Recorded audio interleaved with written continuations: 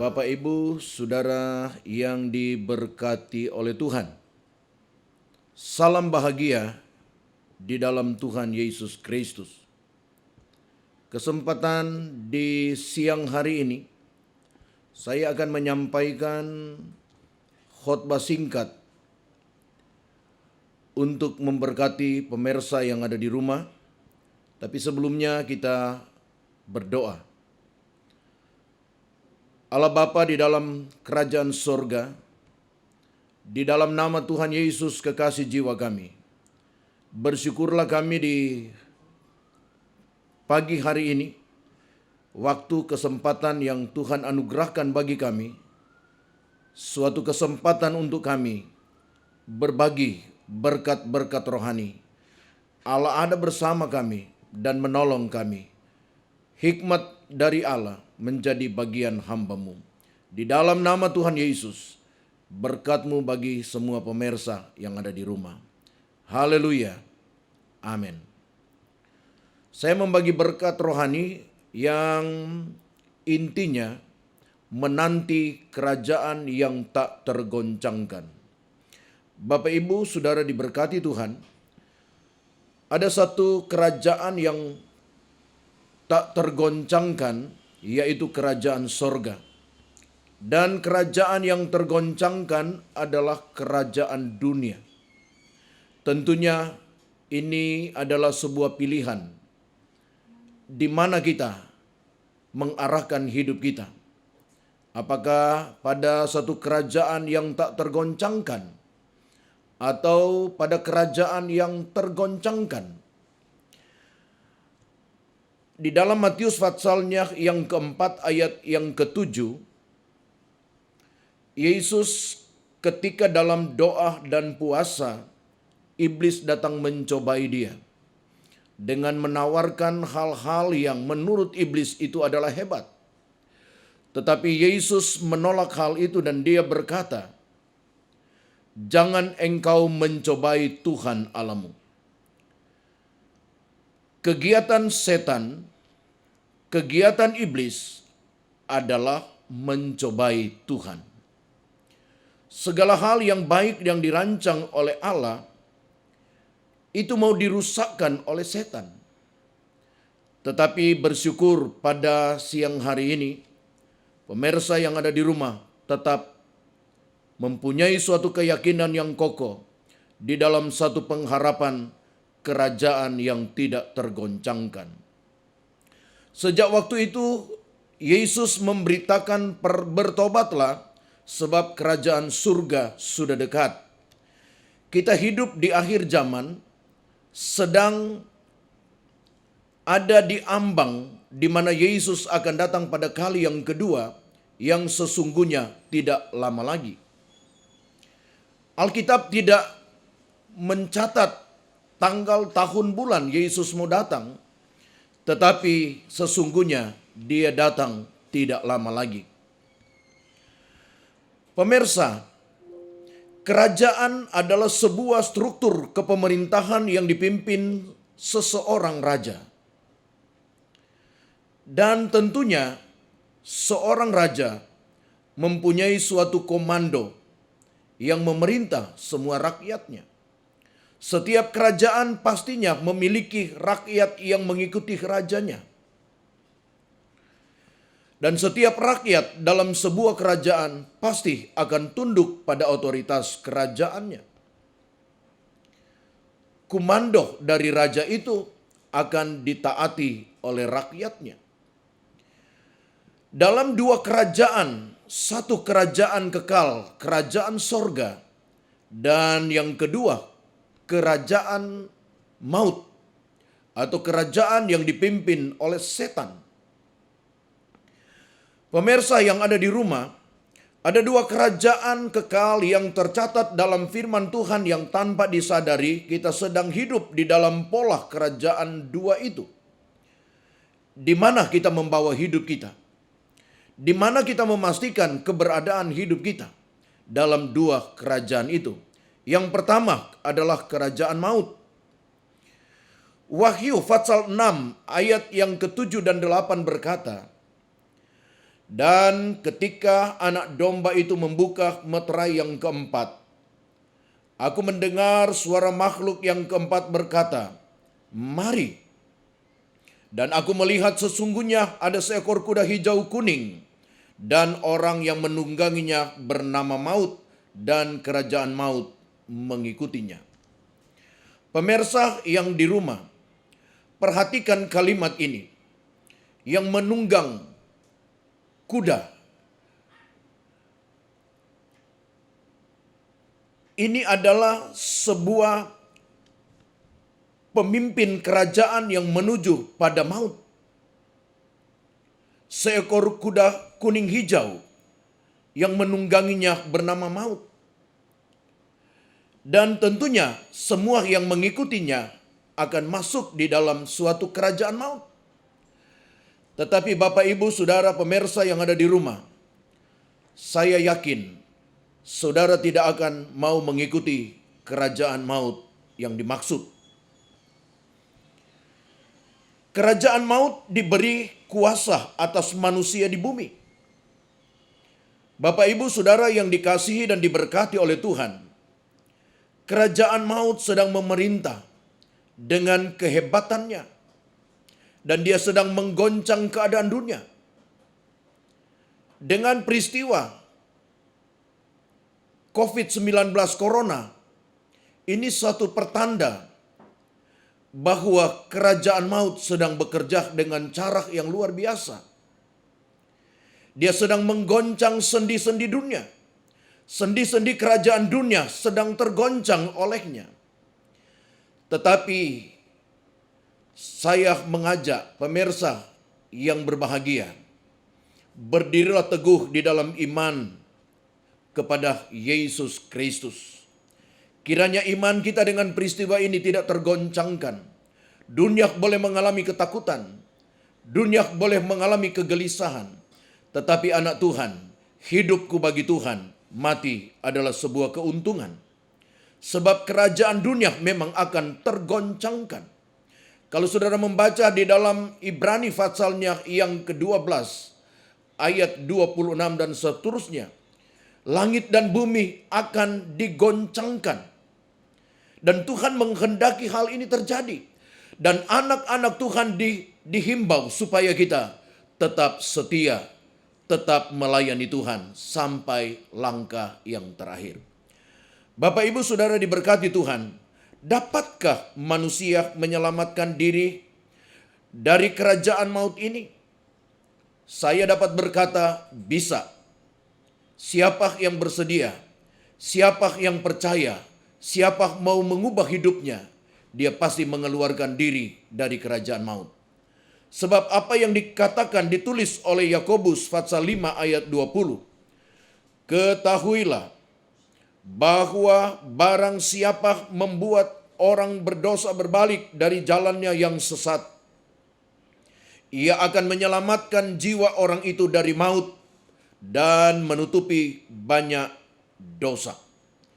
Ketika seseorang mendengar berita Injil, ketika seseorang disampaikan pertobatan, lalu hidupnya mau berubah, dia menyadari kehidupannya dan pola hidupnya yang tidak baik, dia sesali dan dia berbalik datang kepada Tuhan, maka dia mengeluarkan hidupnya dari kerajaan maut. Dan saya pastikan itu ada di dalam kehidupan pemirsa yang ada di rumah. Hidup di dalam pertobatan adalah hidup yang menyenangkan hati Allah. Seruan daripada hamba Tuhan Yakobus supaya kehidupan kita memiliki satu pengharapan yang teguh di dalam Tuhan. Kita akan sangat berbahagia ketika kita berada di dalam kehendak Allah. Kita ada di dalam suatu kerajaan yang menurut kehendak Allah, bukan kehendak yang menunggangi kuda kuning hijau tadi. Tetapi kita melakukan semua apa yang disampaikan oleh firman Allah. Karena firman Allah adalah suatu perkataan yang sesungguhnya di atas dari segala-galanya. Apa yang difirmankan oleh Allah itu ya dan amin. Nah, kita masuk di dalam kerajaan Allah. Kerajaan Allah adalah kerajaan yang kekal, yang tak berkesudahan. Bagaimana kita dapat menjadi warga kerajaan Allah itu? Ketika kita membuka hati, ketika kita percaya dengan sungguh, ketika kita mau melakukan perintah Allah, maka kita masuk dalam kerajaan yang kekal itu. Karena di dalam Injil Matius pasal 13 ayat 11 berkata, jawab Yesus, kepadamu diberikan karunia untuk mengetahui rahasia kerajaan sorga. Kepada murid-murid Tuhan, kepada anak-anak Tuhan, kepada hamba-hamba Tuhan, diberikan karunia untuk mengetahui. Tetapi kita bukan sekedar untuk mengetahui, tetapi kita mau melakukan kehendak Tuhan. Karena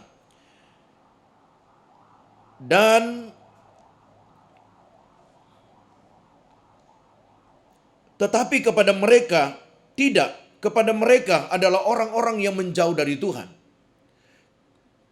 Menunjuk kepada mereka adalah orang-orang yang tidak mau bertobat. Pintu hati mereka tertutup untuk kerajaan Allah itu. Tetapi mereka membuka hati terhadap kerajaan maut. Itu sebuah pilihan. Kami hamba Tuhan hanya menyampaikan, tapi pilihan ada di dalam kehidupan setiap Bapak Ibu Saudara sekalian. Saya menawarkan, mari kita hidup bersama dengan Tuhan, melakukan kehendak Tuhan dalam hidup kita. Matius 6 ayat 33 berkata, tetapi carilah dahulu kerajaan Allah dan kebenarannya, maka semuanya itu akan ditambahkan kepadamu. Betapa pentingnya, betapa sangat pentingnya kerajaan Allah dalam kehidupan kita. Karena kerajaan Allah memiliki suatu kehidupan yang damai dan tentram bersama dengan Allah. Kerajaan Allah memiliki suatu kehidupan yang senang dan kekal. Siapa yang tidak mau ke sana? Tapi pertanyaannya, maukah kita membuka hati untuk menuju ke sana? Tentunya kata mencari kerajaan Allah tidak semudah untuk kita membalik telapak tangan. Tetapi mencari kerajaan Allah kita harus berjuang mempertahankan hal itu dalam hidup kita. Ketika kita mencari, kita mendapat, kita harus mempertahankan kerajaan Allah dalam kehidupan kita. Karena kerajaan Allah itu terdiri dari kesabaran, kasih, kemurahan, kerendahan hati, dan seterusnya. Dapatkah kita menemukan hal ini dalam hidup kita? Dapatkah kita mempertahankan hal ini dalam kehidupan kita? Karena betapa senangnya hati kita ketika kita mendapatkan hal ini. Dan apabila kita mempertahankan hal ini, sangat berbahagia hidup kita. Kenapa? Karena itu adalah kehendak Allah dalam hidup kita. Sebuah kebenaran firman bahwa kerajaan Allah itu harus dicari.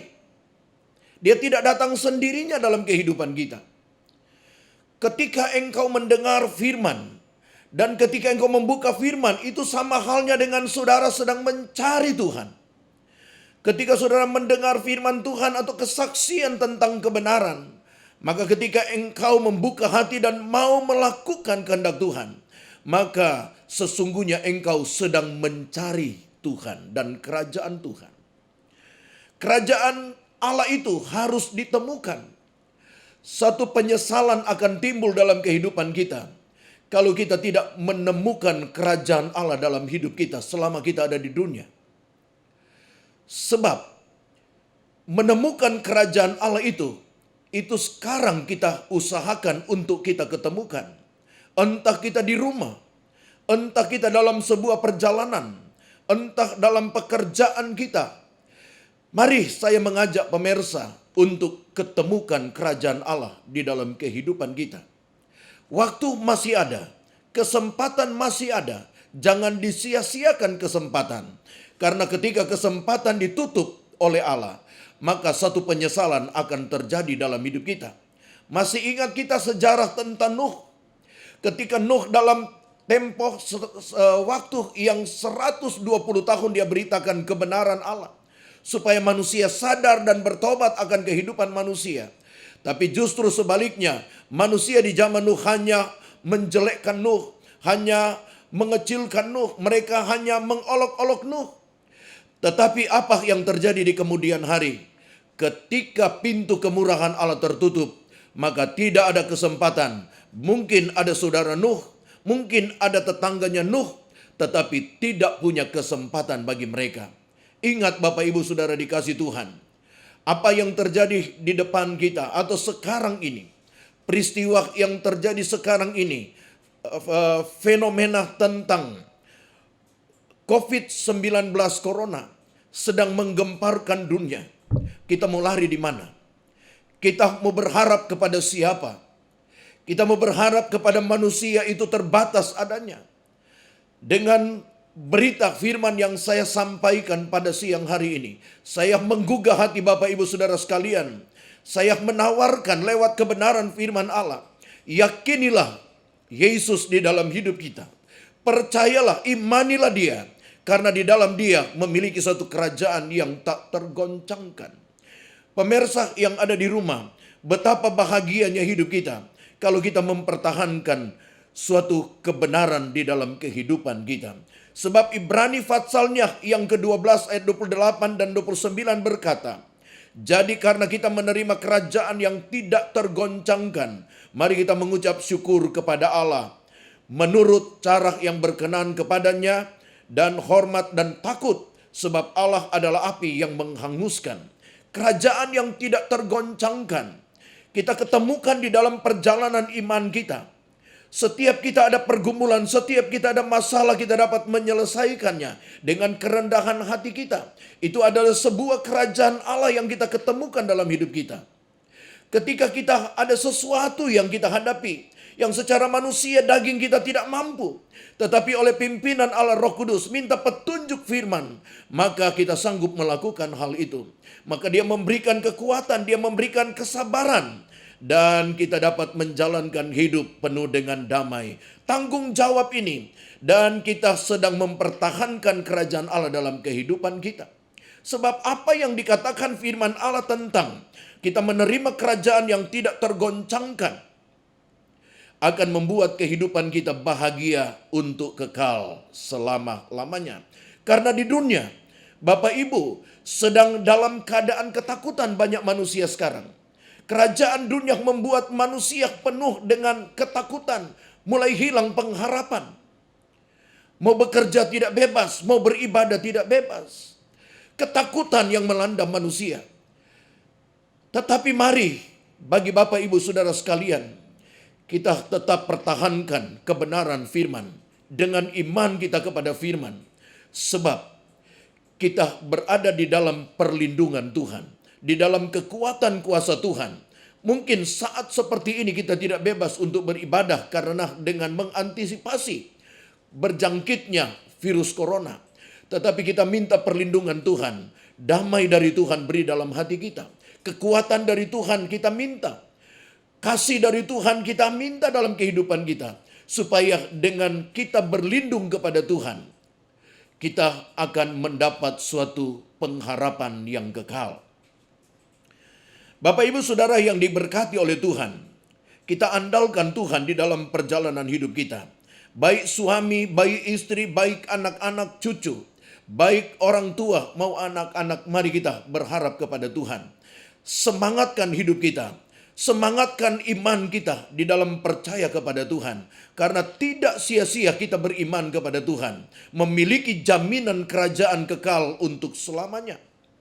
Setiap kerajaan pasti ada aturan atau undang-undangnya.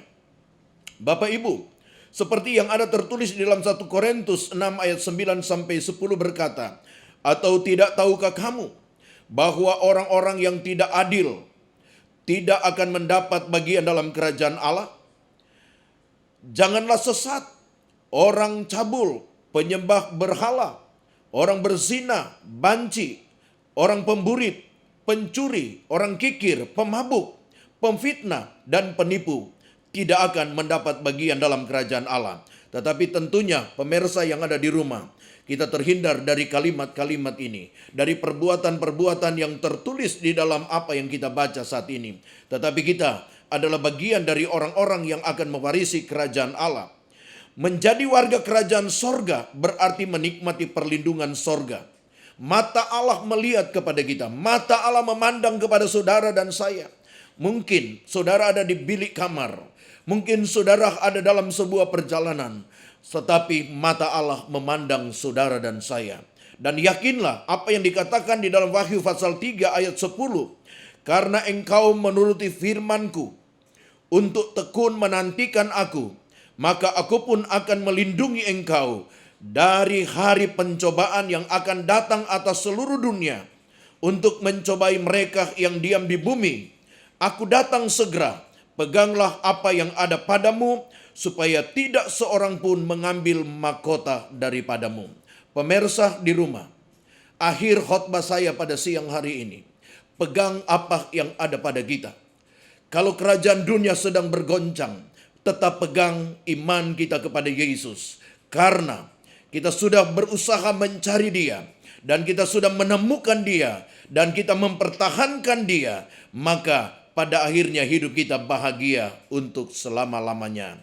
Tuhan memberkati kita sekalian. Dan pemirsa, kita akan akhiri dalam khotbah saya saat ini dengan doa. Kita berdoa. Bagi Bapak Ibu yang membutuhkan dukungan doa, mungkin engkau sakit, mungkin engkau dalam kelemahan, tetapi mari kita berdoa. Tuhan penolong bagi kita. Bapa di dalam sorga, di dalam nama Tuhan Yesus, hati kami penuh dengan sukacita ketika firman-Mu dapat kami dengar pada siang hari ini. Dan firman-Mu berkarya bagi kami. Roh Kudus bekerja dengan cara yang tak terbatas. Bagi pemirsa yang sakit, Tuhan jamah dan sembuhkan di dalam nama Tuhan Yesus. Penyakit apa yang dialami diderita, tapi dalam nama Tuhan Yesus, mujizat Allah nyatakan dalam hidup mereka. Bagi Bapak Ibu dalam pergumulan apa saja, Tuhan jamah mereka. Dan semua kami diberkati oleh Tuhan. Sebab kami mau mencari Engkau selalu dalam hidup kami. Kami tidak mau biarkan waktu sedikit pun untuk tidak mencari Engkau. Tapi kami terus mencari Engkau. Dan kami terus menemukan Engkau Tuhan dalam hidup kami. Kami menyembah Engkau, kami muliakan Engkau. Dan kami mempertahankan itu dalam hidup kami. Supaya kelak sampai akhir hidup kami. Dan kami menjadi pewaris kerajaan Allah. Di dalam nama Tuhan Yesus kami berdoa dan bersyukur. Haleluya. Amin.